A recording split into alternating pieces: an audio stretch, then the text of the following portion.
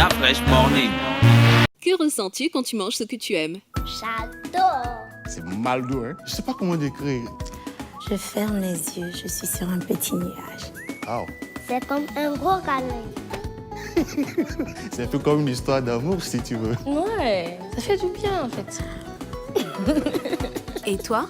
Princesse Tati, un sucre issu des meilleurs champs de canne de chez nous. Profitez dès aujourd'hui des nouveaux emballages Princesse Tati dans vos points de vente habituels. Princesse Tati? Le grand sucre. Des petits bonheurs. La Fraîche Morning. Jean-Paul, bonjour. Bonjour la fraîche. Comment tu vas ce matin? Ça va très bien. On repart combien d'années en arrière? 154 ans, hein, le 20 août 1866. Bon là, on va pas parler d'un individu ou d'un événement particulier, mais on va parler d'un diplôme. On va parler du certificat d'études primaires parce que c'est un arrêté qui était pris par le ministre Victor Duruy, qui était ministre de l'enseignement et de l'instruction civique sous Napoléon III, qui avait donc décidé de créer ce certificat d'études primaires là. Alors pourquoi il en a décidé? D'abord, le certificat d'études primaires s'adressait aux enfants comme son nom l'indique, de l'école primaire. Ça veut dire que ce diplôme là prouvait que l'enfant avait acquis ce qu'on appelle les connaissances de base, c'est-à-dire il savait lire, écrire, il maîtrisait l'orthographe, il maîtrisait le calcul et le système métrique. Donc c'est à partir de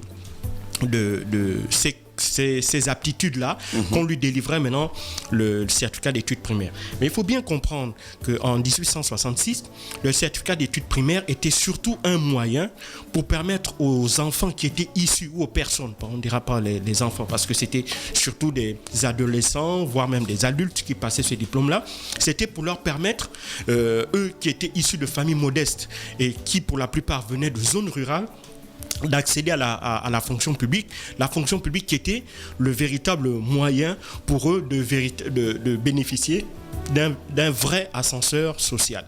Donc pour pouvoir évoluer socialement, il devait passer, cette évolution devait passer par l'instruction, par l'apprentissage, par la connaissance, par l'acquisition de ces compétences de base-là, et par la suite, une fois qu'il les avait acquises, il pouvait devenir fonctionnaire, et donc à partir de là, il pouvait travailler et avoir un métier, d'avoir aussi un emploi qui était garanti à vie, et donc ça leur permettait aussi d'être socialement à l'abri d'éventuelles situations comme le chômage ou des crises quelconques. Donc ça, c'était la première chose. Donc dans un premier temps, ces certificats-là étaient organisés à l'intérieur des départements par les conseils départementaux. Donc chaque conseil départemental organisait le CEP à sa manière, jusqu'à ce que, évidemment, il va falloir entendre qu'en 1882, avec Jules Ferry, qui va pour la première fois lui aussi sortir une circulaire qui organisait maintenant un seul examen à l'échelle nationale. Et donc à partir de là, cet examen-là qui devient national avec toutes les épreuves qui sont les mêmes, elle vient de la nécessité déjà sous Jules Ferry d'harmoniser des programmes, parce qu'il faut savoir que même si le CEP sanctionnait, prouvait que l'enfant avait ou la personne avait des aptitudes, maîtrisait les compétences de base, mais si tu veux dans le contenu de l'enseignement, dans la formation des enseignants, chaque département avait son propre système. Et donc Jules Ferry, lui, va mettre un terme à tout cela. Il va harmoniser les enseignements, il va harmoniser les types de formation des enseignants, et donc il va instituer un diplôme national. Donc le CEP n'est plus seulement un diplôme départemental, puisque il ne s'adresse plus seulement aux jeunes des départements, mais il s'adresse à tous les jeunes de l'ensemble des territoires en français, ou l'ensemble des territoires placés sous administration française. Et là, véritablement, ce diplôme-là va être, comme je l'ai dit, il va toujours garder son rôle qui est celui de permettre à des gens d'entrer dans la vie active et aussi de pouvoir entrer au collège. Mais il faut bien savoir qu'avec l'évolution du temps, comme les jeunes vont, disons que la moyenne d'âge pour passer le CEP va diminuer, et aussi le fait que au fur et à mesure du temps, il faut bien comprendre que jusqu'à Jules Ferry, l'école était obligatoire jusqu'à l'âge de 14 ans. Et donc à ce sens-là, il fallait, si si vous aviez plus de 14 ans et que vous n'aviez pas et que vous aviez le CEP, ce diplôme-là vous permettait d'entrer directement dans la vie active, principalement dans la fonction publique ou bien ailleurs. Mais si vous aviez moins de 14 ans, ce CEP-là vous permettait maintenant d'accéder au deuxième degré de l'enseignement qui est le collège et donc de pouvoir continuer le cursus. Donc le CEP avait cette double capacité-là et s'adressait donc à l'ensemble des élèves qu'ils aient 14 ans ou qu'ils aient moins de 14 ans ou plus. Et donc c'est un diplôme qui était extrêmement important, notamment pour ceux qui ne voulaient pas faire de longues études, parce qu'il faut savoir que en fonction des milieux où vous trouviez et en fonction du type d'école dans lequel vous étiez, parce qu'il faut savoir que dans l'enseignement primaire, il y avait, on a le cours préparatoire, on a le cours élémentaire et on a le cours moyen. Alors, il y a dans certaines zones où les cours élémentaires, le cours préparatoire et le cours moyen se faisaient en une seule année. Or, vous aviez dans d'autres départements où chaque cours élémentaire, préparatoire et moyen se faisait en 2 années. Donc c'est ce qui faisait que dans les zones où ça se passait en une année, c'était généralement des zones où il y avait pas suffisamment d'instituteurs, pas suffisamment d'infrastructures, et donc la formation était un peu plus condensée, mais n'empêche qu'avec l'instauration d'un diplôme national, cela faisait que tout le monde était soumis aux mêmes règles, quel que soit le type de formation que l'on a suivi. Et bien entendu, il faut savoir que le certificat d'études primaires va donc perdurer toutes ces années-là jusqu'à arriver après la Seconde Guerre mondiale, où il va s'adresser principalement aux personnes qui ne voulaient pas accéder au collège. Et donc, ce certificat-là n'était plus obligatoire pour ceux qui voulaient aller au collège. C'est là où il y avait, une fois qu'on terminait le cours moyen, et bien si on avait moins de 16 ans, parce qu'à l'époque, maintenant, l'âge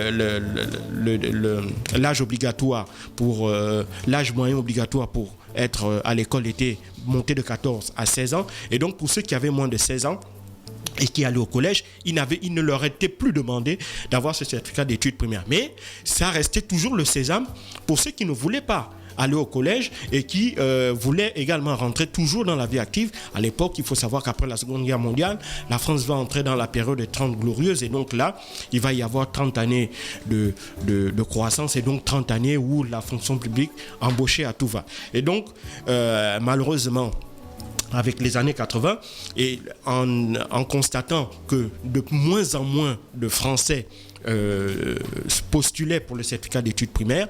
En 1988, il y avait moins d'une centaine de candidats pour ce diplôme-là et donc le gouvernement va décider en 1989 de mettre un terme au certificat d'études primaires. Ça, c'est pour ce qui concerne la France. Par contre, en Afrique, c'est un diplôme qui va être mis en place d'abord par l'administration coloniale pour former les indigènes à les métiers, notamment dans l'administration coloniale. Et par la suite, avec les indépendances, la plupart des pays colonisés vont mettre en place un système d'éducation qui était calqué sur le système français. Et c'est ainsi qu'on va y avoir, à l'issue, au terme de la formation primaire, il va y aussi avoir dans la plupart des pays africains subsahariens dès le diplôme, le certificat d'études primaires qui est délivré à la fin de cursus de l'école primaire. Et donc, au Gabon, ce diplôme-là demeure jusqu'aujourd'hui, mais évidemment, il a été créé calqué sur le modèle français. Donc, jusqu'à présent, à la différence de la France, jusqu'à présent, ce diplôme est toujours passé, même si exceptionnellement, en raison de la pandémie du Covid-19, il n'a pas été organisé cette année, mais il n'est plus. Par contre, il a aussi subi des mutations parce qu'avant, pour entrer à la fonction publique gabonaise, il fallait au minimum avoir le certificat d'études primaires. Ce n'est plus le cas, puisqu'après, c'est monté au brevet d'études du premier cycle.